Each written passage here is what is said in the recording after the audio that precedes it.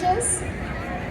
It emerged because ordinary Black people in Mississippi, in Alabama, in Arkansas demanded it. And while we honor, that's right, and while we honor that victory, we also have to tell the truth. Y'all about telling the truth? The Voting Rights Act did not go far enough. And we have an opportunity now to push it to where it needs to be. Because access to a broken system is not the same thing as justice. Do we agree? So we are still fighting. We're fighting systems where Black communities make up nearly 40% of communities of the state, but political power and resources remain concentrated in the hands of the few. So the question before us now is not simply how we protect democracy. The question is, what kind of democracy are we willing to build, right? So in Mississippi and across this nation right now, we have the opportunity, y'all, to demand more than survival. We can demand proportional representation. We can prepare, we can do. From all those people like me that understand and were taught that weeping may endure through the night, but we will bring on the joy tomorrow. You see, Martin Luther King said it. He said it's not going to be long. Voting rights is the solution. No justice, no peace. What up, Alabama? It feels good to be home. When I fight for your rights, and y'all see me all over this country, just know I take my people with me. We are the most humble, the most self-serving, the most hospitable, but we do not take a fight laying down, because we will fight on our backs. Man, y'all look good. I'm so excited to be here. My name is Juanita, I'm the Executive Director of State Voices Florida, and I'm just so excited to be here with each and every one of you guys.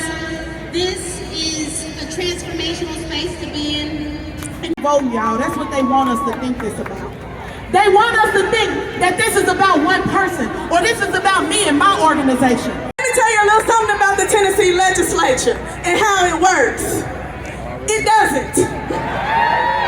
And that's why I stood on business on the Senate floor and stood on my desk with a sign that says, "No Jim Crow 2.0.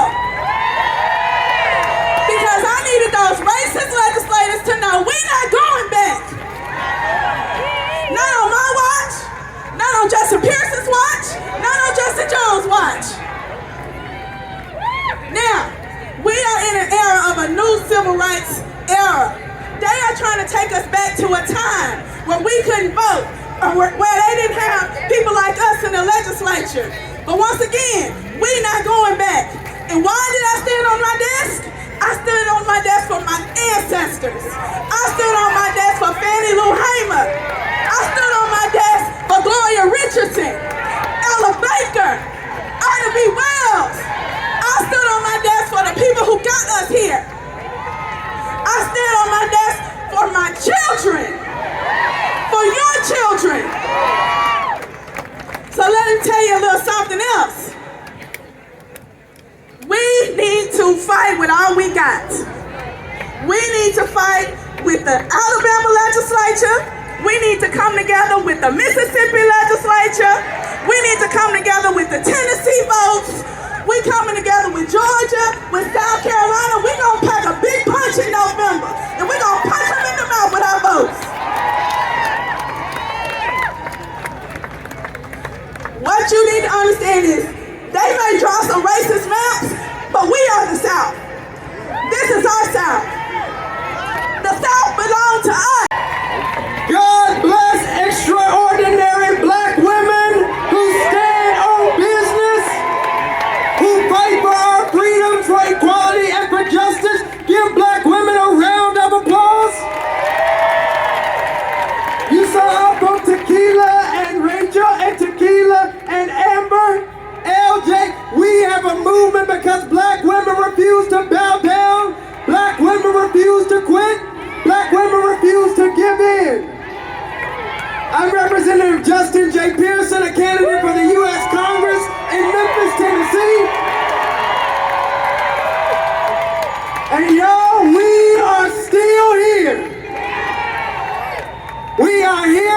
a white supremacist dictator known as President Donald Trump thought he could silence us. We are here because they thought they could divide us into black and white, rich and poor, southern and north. They thought they could stop a movement. You can rig a map, but you can't rig a movement. We are here because our ancestors marched on these streets, in these halls, in this building for us to be here. We are here because they did not quit on the western coast of Africa, through the Middle Passage, on any cotton and tobacco field. They didn't quit at the bottom of any lynching tree. They didn't quit when mass incarceration took us from our families, or a crack epidemic criminalized us while the President of the United States poisoned us. They didn't quit, and we are still here because of it. And we ain't going nowhere. This moment and this time requires each of our collective action for transformation. This isn't a one-person show. This ain't about your ego and the amount of followers and influences you got. This is about how we build power in the South and together to change this country. And I'm almost done. It's because we believe in 3 words being actualized. We the people. We the people. We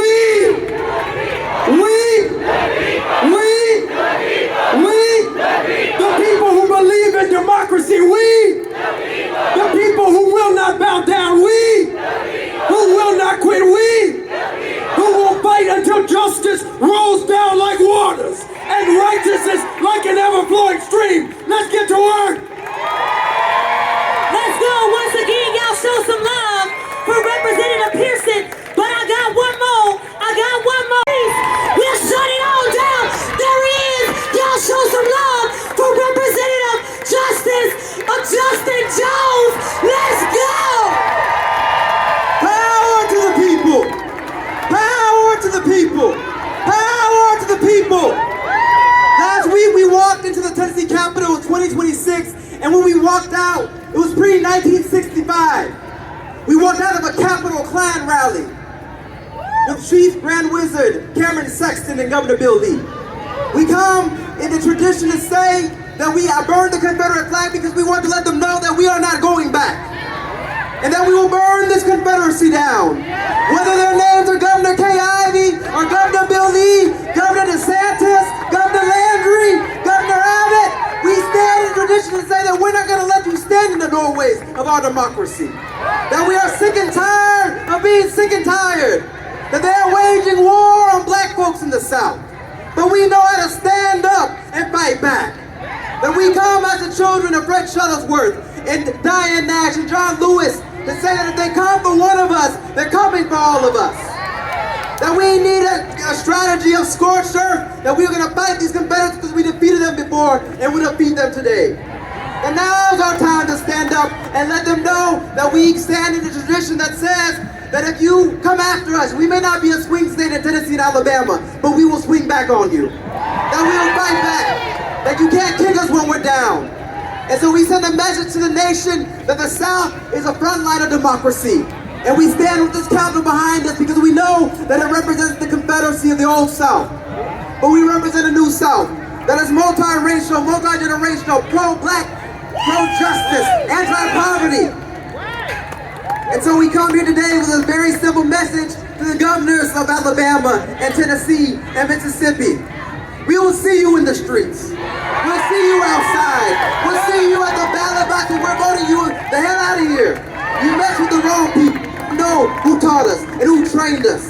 And it's time to turn up the heat. I know it's hot out here, but it's time to turn up the heat of justice and burn this Confederacy down. Power to the people. Power to the people. Power to the people. Thank you. Let's go. Look.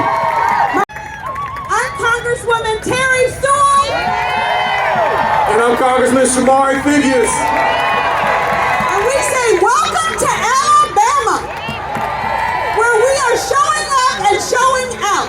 Today is not a protest, it's a call to action. And we need y'all to act. We are joined here by our colleagues from the members of Congress from Washington, D.C. Yes, I'll introduce some of our friends that are here with, well, all of our friends that are here with us. But we first have our Democratic whip, Catherine Clark from Massachusetts. We have the great Joyce Beatty from Cleveland, Ohio, from Columbus, Ohio.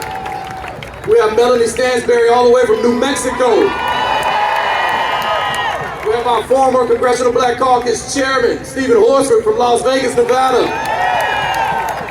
We have the great Sarah Jacobs from San Diego, California. We have Maxine Dexter from Oregon.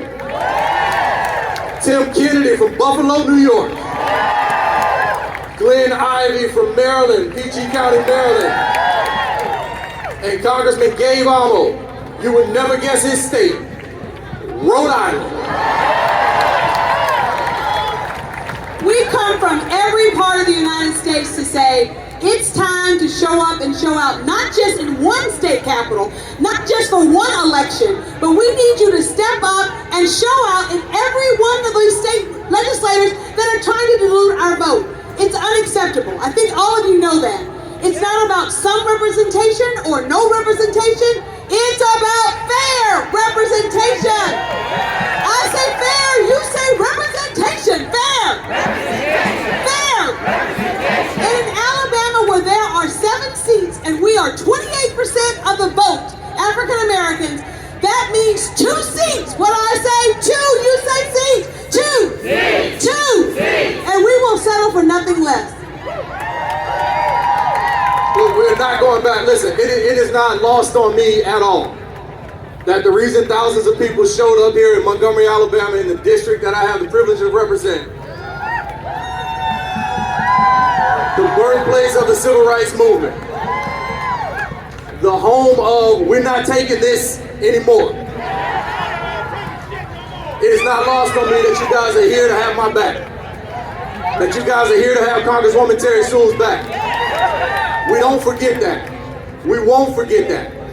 Every single day we go to fight, we go to bat for you guys with the support of everyone here on this stage. We call Alabama home. We know what we've been through. People tell us that we are not who we once were. That is true. But we certainly are where we need to be. We're not going back.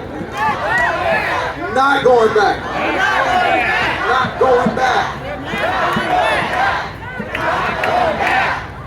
We're not going back. We're not going back. Listen, this state has overcome a lot. My father served in the state senate here. In 1987, he had to go to jail for trying to remove the Confederate flag from this building behind me. That flag flew into the 90s. Other Confederate flags flew on this property through 2015. And in 2021, the legislature was back up to those same tricks, drawing congressional districts that discriminated against black people in how they drew them. Now that's not just my word you have to take for that. 3 Republican appointed judges, 2 by Donald Trump himself, made that determination. And so our case is still going on, our fight is still going on. We will not give up on you. Thank you guys for not giving up on us. Thank you guys for not giving up on democracy. Thank you. We want to make sure that you know that we still have a primary this coming Tuesday. So when I say vote, you say now. Vote. Vote. It is so important that your assignment, your mission from today is to get out and organize and mobilize and register people to vote. And we have to go to the polls in the numbers that we did for Obama in 08, Obama in 12, because when we overperform, we win. When we fight, I could not get off the stage without having my minority leader say a few words on behalf of all the members. Thank you so much. Montgomery, they don't know what they started, but they know we're gonna finish it together. So let me just say how thrilled I am to be here with my friend, Congresswoman Terry Sewell, and Congressman Shamari Figures. All of my colleagues who are here today, and we are just the tip of the iceberg of the support. We are not going to let them take their seats. We're we're not going to let them do it. And I have never seen Montgomery looking so beautiful. But I have been here before. And on my first visit, I came with Congressman John Lewis. Right there. And we were right over there at the Dexter Avenue King Memorial Baptist Church. And John Lewis said to us how he strategized, how he fought, how they organized. He wasn't telling us just about history. He was laying out the strategy for the future. He was preparing us for this moment. And we know that when they come to decimate black political power, we stand together, we fall together. This is one country, one destiny. So we are going to go out, we're going to mobilize, we're going to organize, we're going to vote because we know our lives depend on it. And then what are we going to do? We're going to win. We're going to win. And when we win, and we take back the People's House in Washington, then we restore the Voting Rights Act. And then we pass the John Lewis Voting Rights Advancement Act. And then we're going to get busy and elect the first black speaker of the United States Congress, Hakeem Jeffries. That's the work we're going to do together. I will see you in the streets. Thank you. Okay, I'm calling it out with the words of John Lewis. The last time he was on the bridge in Selma, Alabama, his body was riddled with cancer, but his voice was strong. He told us what we have to do. We must never give up. We must never give in. We must keep the faith, and we must keep our eyes on the prize. Thank you. Yes, sir. Hello, Alabama!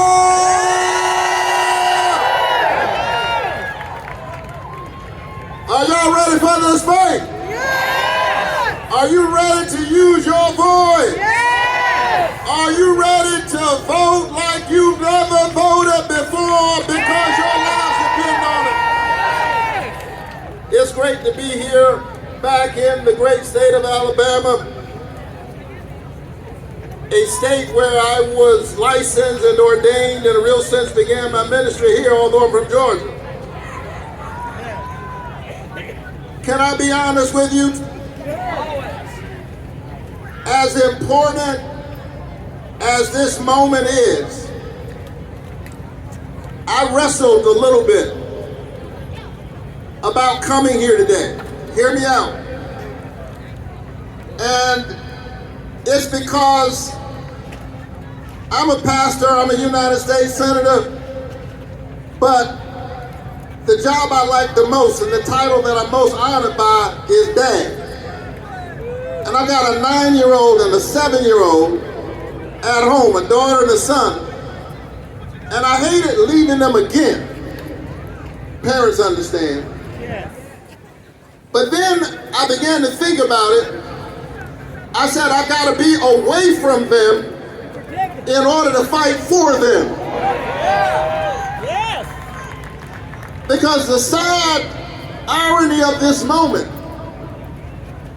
is that my 9-year-old daughter and my 7-year-old son, thanks to the awful decision of these political hacks on the Supreme Court, my 9-year-old and my 7-year-old now have less voter protection than their dad did growing up at their age. And that makes me angry enough to show up again and again and again and again. Are you ready to fight? Yeah. And so, I know that this is a tough moment. But I drive by Alabama to tell you that the light shines in the darkness. It's dark, but the light shines in the darkness. And the darkness overcometh it not. We know what they are up to. The same folk who cut $1 trillion out of Medicaid, the same folk who knocked 15 million Americans off of their health care, the same folk who doubled the health care prices of 22 million Americans, the same folk who stole your doctors are now trying to doctor the lines so you cannot hold them accountable. But we've got something for them. Come November, we're going to show up like we've never showed up before. I often say that a vote is a kind of prayer for the world we desire for ourselves and our children. And our prayers are strongest when we pray together. Voting is about praying not with your lips, but with your legs. It's about putting your body in the struggle the way my parishioner John Lewis did, the way Martin Luther King Jr. did, the way Rosa Parks did. And because they gave so much, this is our moment. We have to stand up and make sure we live a life that is worthy of the sacrifice of our ancestors. So I'm not discouraged. I'm not. Because I'm standing this afternoon on holy ground. There was a 26-year-old preacher, 26, from Atlanta, who came to Montgomery, Alabama. And he organized the people. Rosa sat down and he stood up. And it began a very important movement, and all of us are the beneficiaries of that movement. And when they passed the Civil Rights Bill into law, listen to me, when they passed the Civil Rights Bill into law, President Lyndon Baines Johnson said, "I'm afraid that I have turned the South over to the Republicans for a very long time." I'm taking the time to explain this to you because it's so important for this moment. What he was saying was that he knew that when he passed the Civil Rights Bill into law, the Dixiecrats were going to leave the Democratic Party and they went to the Republican Party. And so as they are playing this game about racial gerrymandering, partisan gerrymandering, as if partisan gerrymandering is way over here and racial gerrymandering is over there, the truth is this is about an alignment that began in 1964. And so we know, Louisiana, we know what you're up to. Alabama, we know what you're up to. Tennessee, we know what you're up to. But the last time, South Carolina, Georgia, we know what you're up to. But we're going to stand up in this moment. We're going to have our voice. We're going to make sure that everybody hears it. And so be not discouraged. It's not about the people in power. It's about the power that's in the people. Where is the power? Where is the power? Where is the power? Where is the power? It's in the people. And so this is not a political fight only. This is a moral fight. This is a fight about the soul of America. This is a fight about the future of our children. This is about standing up against the rulers of the darkness, powers and principalities. And all of us have to stand together, Christians and Jews and Muslims and Hindus and Sikhs and those who claim no faith at all, red, yellow, brown, black and white, gay and straight. We are all children of the living God, and we all deserve to have our voices heard in our democracy, and we will not be silent. And so they gutted Section 5, making it harder for people to vote. And even though I got elected to the Senate, the voter turnout between people of color and white people has grown wider and wider since 2013. And what they said last week is that even when you overcome the barriers, we're going to draw the lines so that we diminish your voice. Crooked politicians drawing crooked lines. Come on. Say that. We've had enough of what? Crooked politicians drawing crooked lines. And so let me close in this way. Nobody believes a Baptist preacher when he says, let me close. every summer, I grew up in Savannah, but every summer I went down to my grandmother's house. And one day I was moving around in my grandmother's garden. And as we were moving around, a snake showed up in the garden. True story. And my grandmother, Lucinda Brooks from Waycross, Georgia, she wasn't impressed with that snake. She just took an axe and in no time flat, chopped his head off. The snake that had been moving, when she chopped off his head, it began to move even more vigorously. And it frightened me because I was a little boy. I didn't understand that that snake was moving vigorously, not because it was living, but because it was dying. They know that the old Oprah is dying. And we're going to march together. We're going to vote together. We're going to fight together. We're going to stand together until we win. God bless you. Keep the faith and keep looking up. Come on, y'all show some love for Senator Warnock. Make some noise for AOC!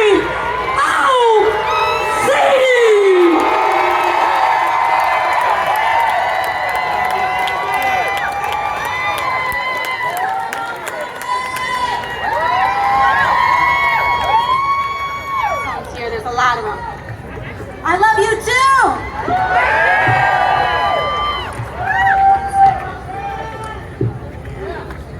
How are we all doing today? I'm so grateful to be here in this moment and in this fight alongside each and every one of you, shoulder to shoulder, as we fight to continue the legacy and expand upon that of Montgomery, Alabama. I was with Senator Warnock last Sunday, and we were at Ebenezer Church in Atlanta. And after his beautiful sermon, Senator Warnock took me to the original Ebenezer that Martin Luther King Jr. had preached at and had organized in. And we sat inside that sanctuary. And what had struck me was how small it was.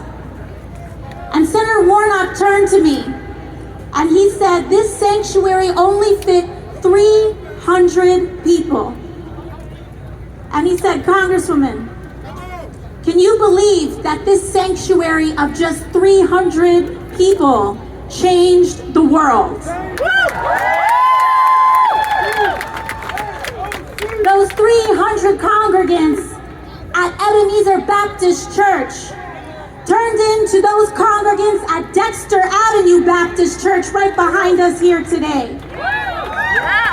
And from Dr. King's work right here on Dexter Avenue, we saw the launch of the Montgomery bus boycotts.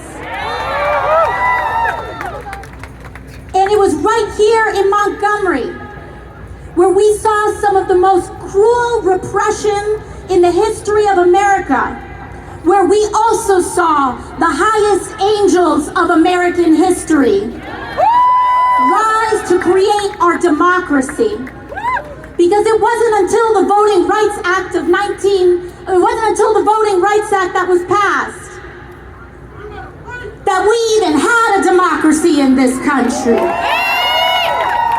There was no democracy in America until every human being born here was guaranteed and protected the right to vote. But we know what happened after those bus boycotts. And we know what happened on the trail to make sure that we got that legislation passed. Because with every expansion, there is an attempt at regression. This Supreme Court, under Justice Roberts, is part of that long history of regression and repression in America. But they do not triumph, Montgomery. You triumph, Montgomery. And I am here today because I want to make sure that we all understand that Montgomery is not alone. That you all are not alone. And for all of those watching today, when they ask, what do we do in this moment? I feel helpless. What action can I take? It is time for the North to pull up to the South. It is time for New York to pull up to Alabama. It is time for all of us to come to Georgia, to Louisiana, to Tennessee, to Mississippi, and let them know exactly what they have uncorked with this injustice. They think they can draw us out of power. They do not know the sleeping giant that they just awakened. Because it is not a coincidence, and our whole country must understand that it was not until voting rights were ratified in this country that we got the Great Society.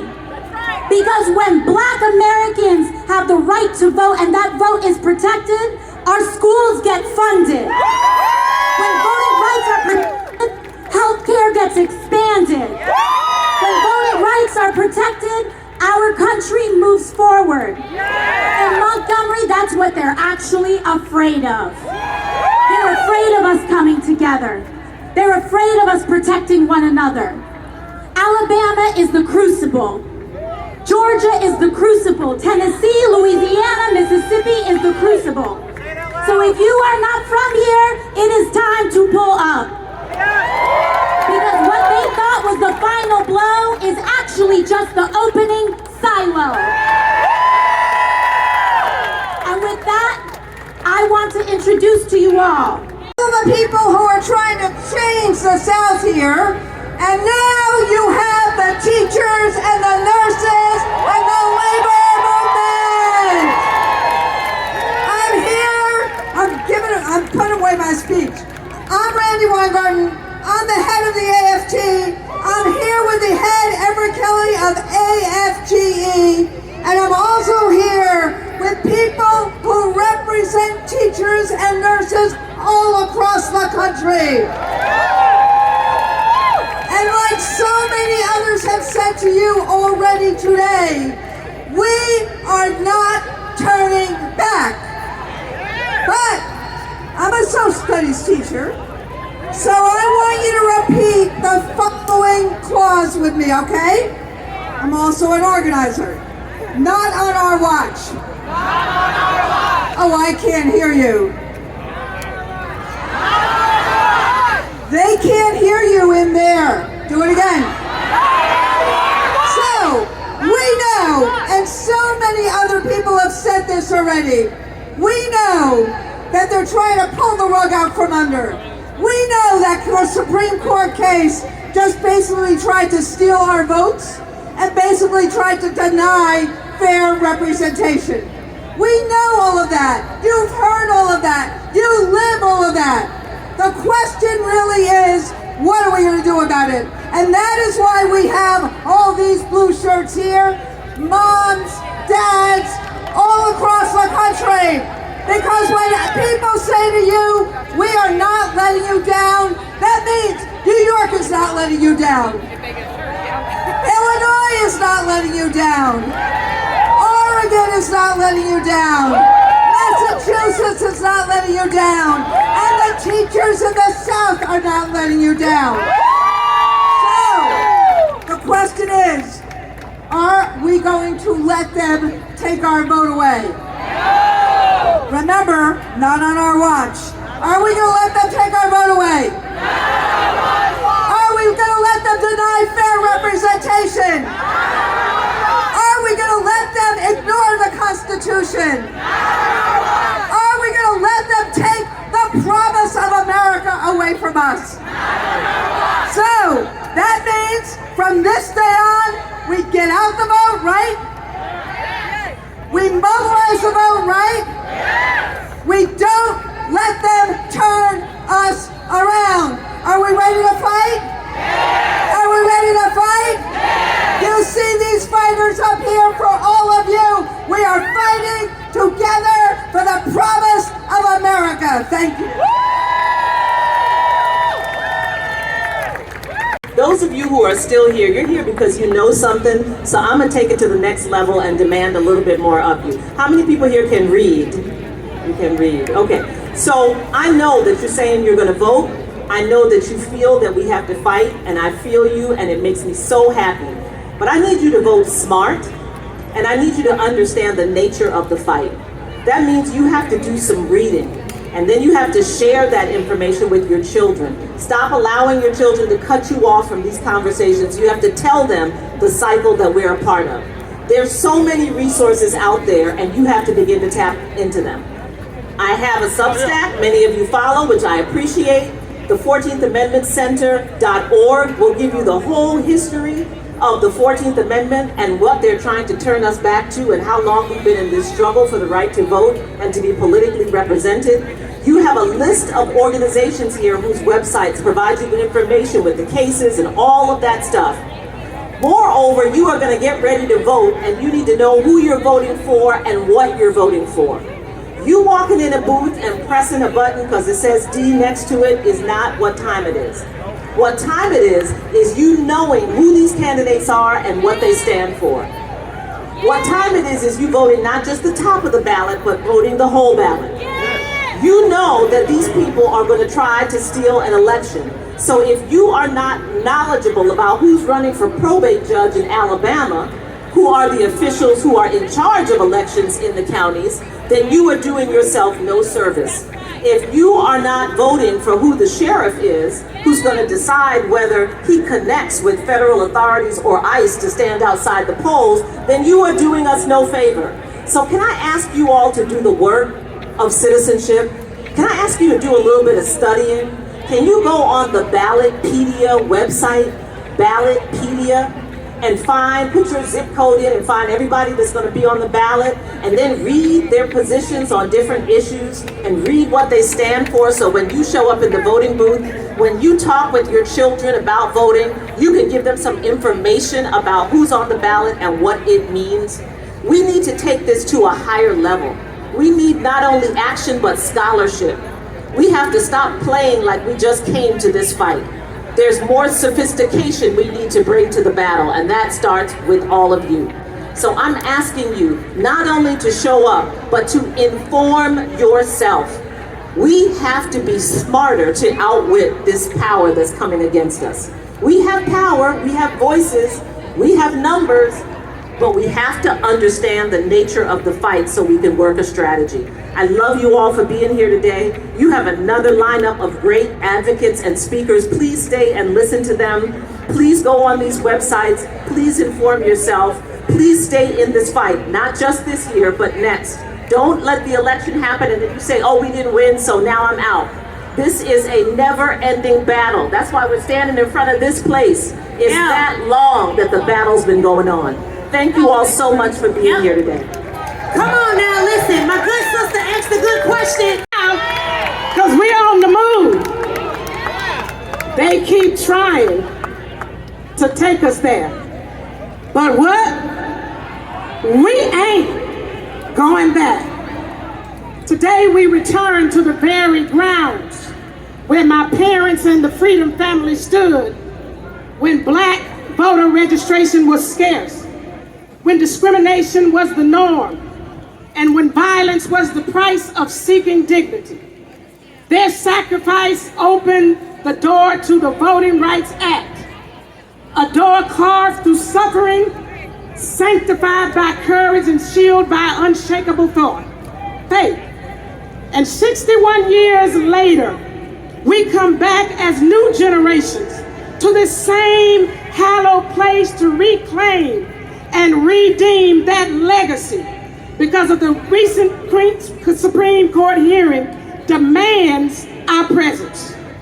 It was not only a legal decision, y'all, it is a moral disgrace and a shameless assault on black political power.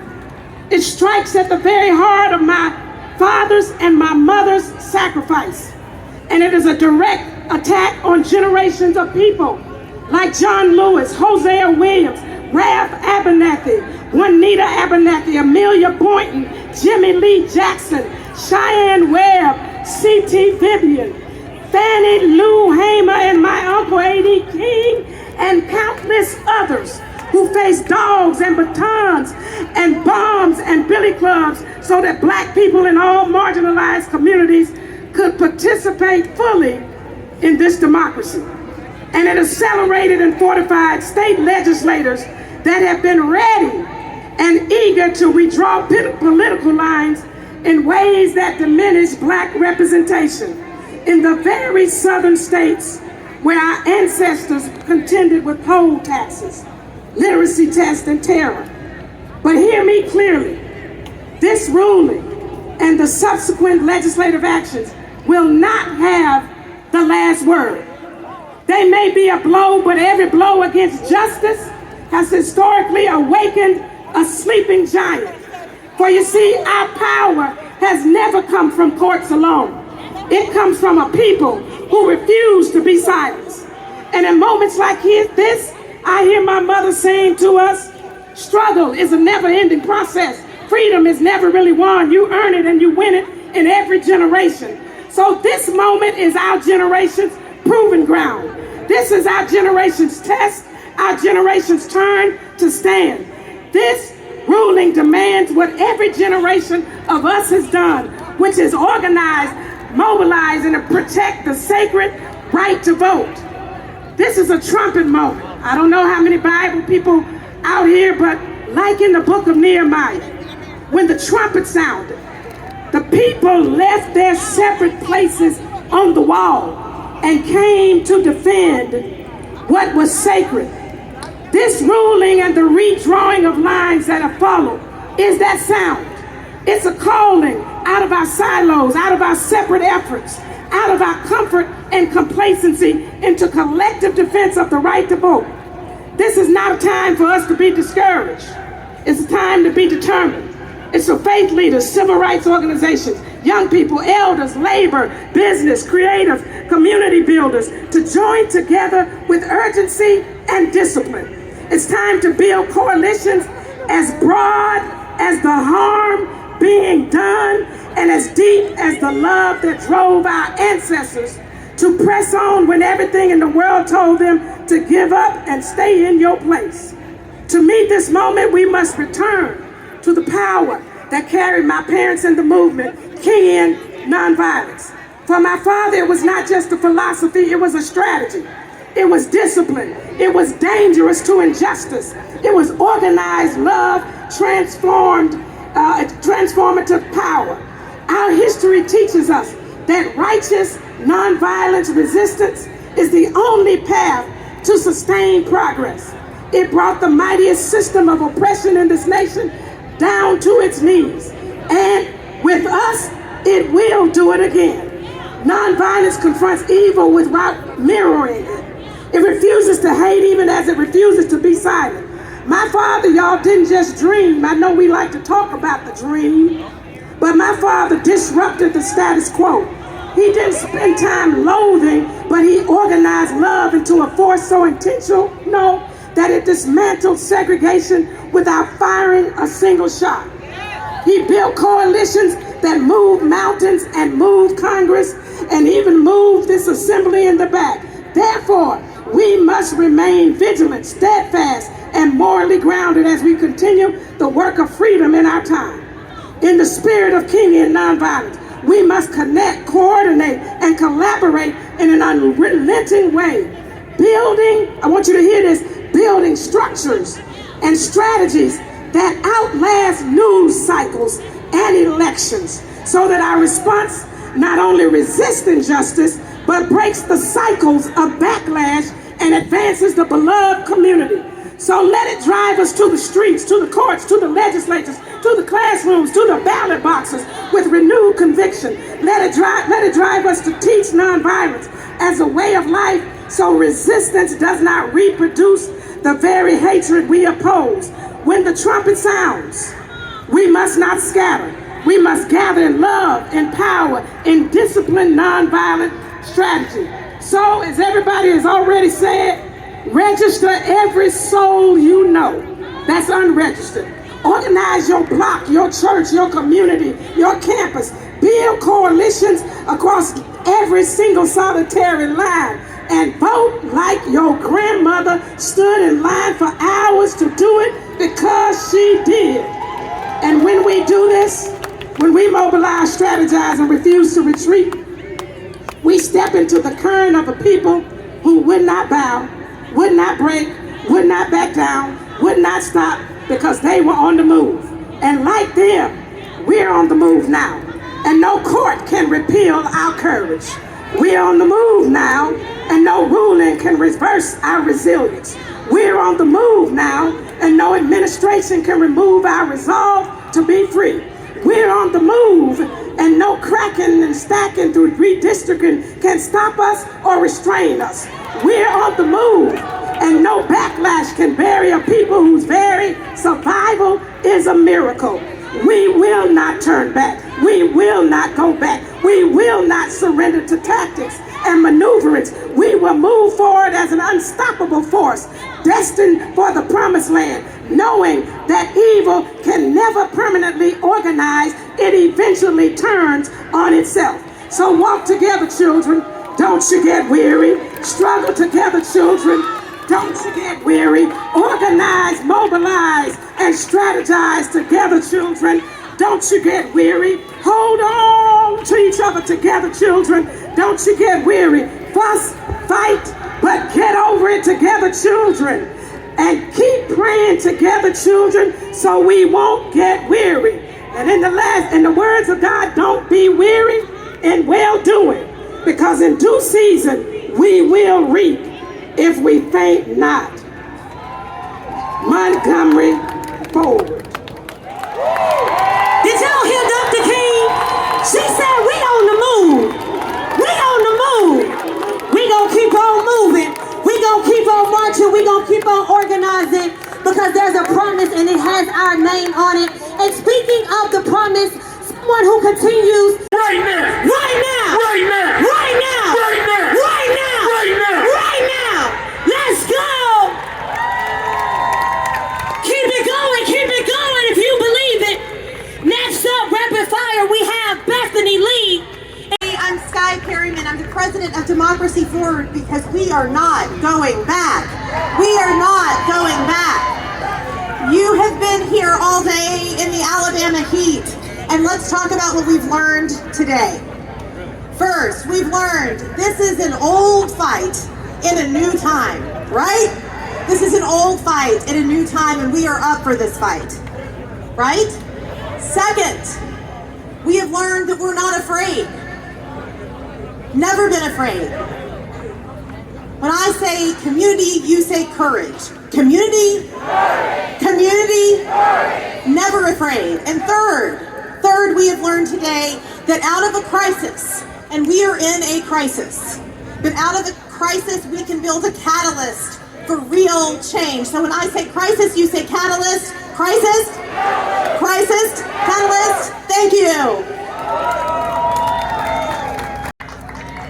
Y'all lock in, we got a few more. We gonna finish strong, the same way we started. What's up, good people? I need some energy. I came a real long way. I've been out here in this heat too. How you doing, good people? Now listen, I imagine you came out here because you wanted somebody to tell you what we ought to do next, right? Y'all had a whole bunch of people tell you what color the water is that we're drowning in today, right? But how many of y'all actually want to do some meaningful work to change what's happening in this country? I'm not by myself, right? So let me tell you what my assessment is. My assessment is that these politicians are bought and paid for by multinational corporations. Do you agree with me? So I'm from the great state of Tennessee, so you know they just redistricted us just like last week, 8 days after the Calais decision, right? And because they did that, I was curious, who bought and paid for these politicians in Tennessee? And my estimation is that FedEx spent a lot of money on these politicians. You know what I'm saying? So I want you to get your phone out, get your phone out, get your phone out. And when you get your phone out, I want you to go to fixitfedex.com. Fixitfedex.com. I want you to go to fixitfedex.com, because my estimation is if they bought these politicians that drew these Jim Crow maps, give me 3 Holy Ghost seconds, then we ought to go after their bank accounts. Right?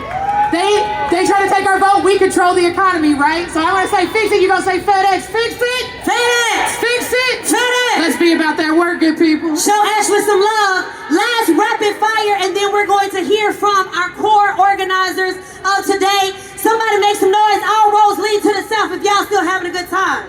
Our beautiful sister, the Honorable Janae Nelson.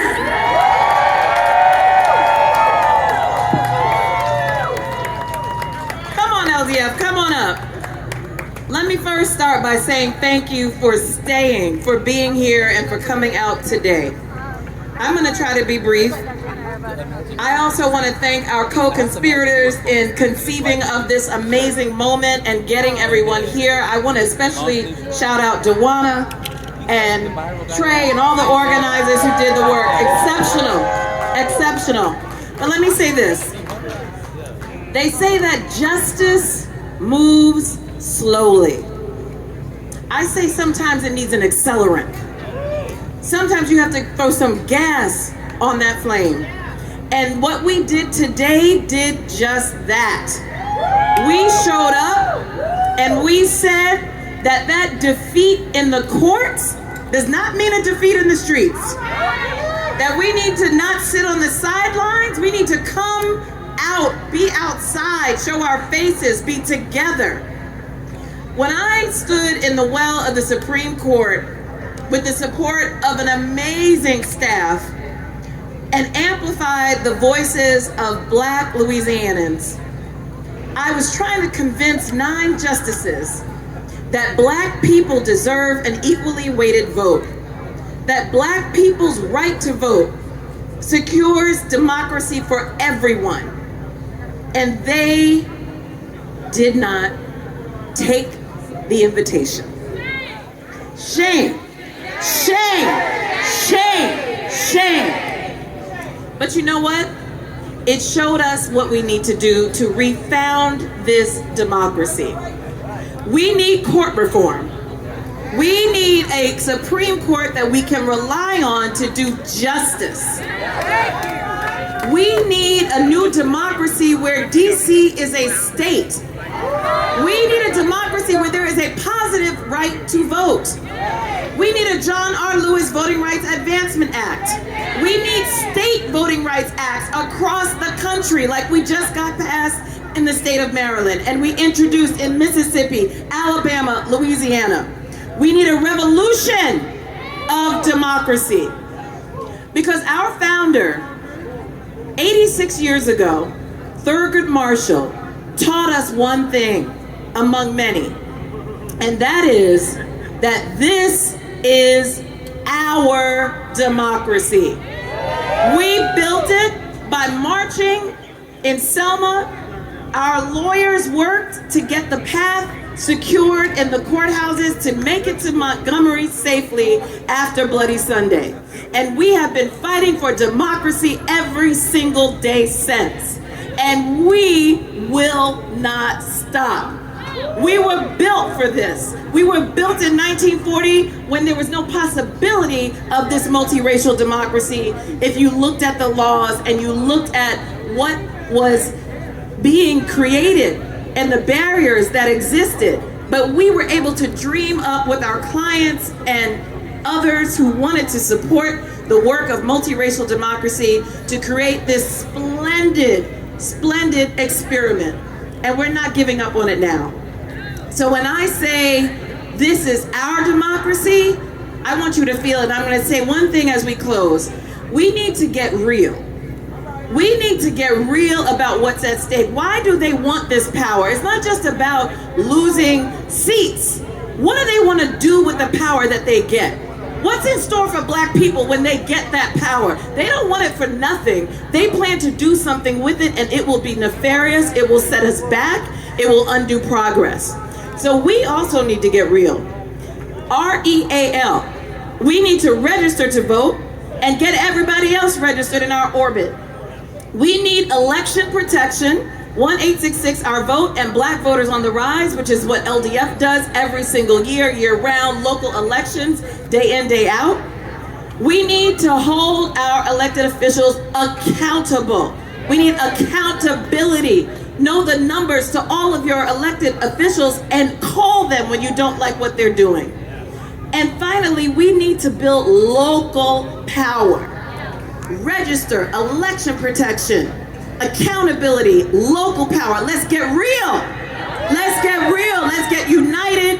let's get this democracy back, because whose democracy is it? Whose democracy? Whose democracy? Our democracy!